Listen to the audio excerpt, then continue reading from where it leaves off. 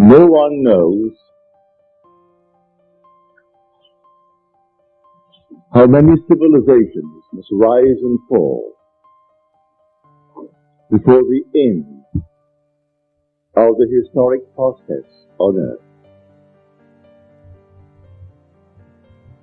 But I can assure you that when it does come to its end,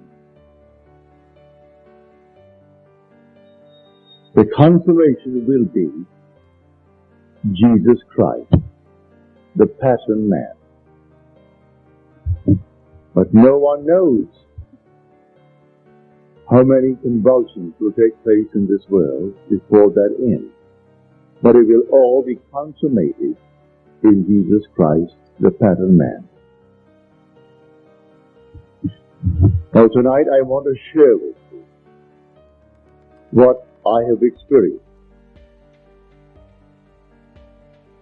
I want to share with you what I've been sent to tell you, and tell you I must and will.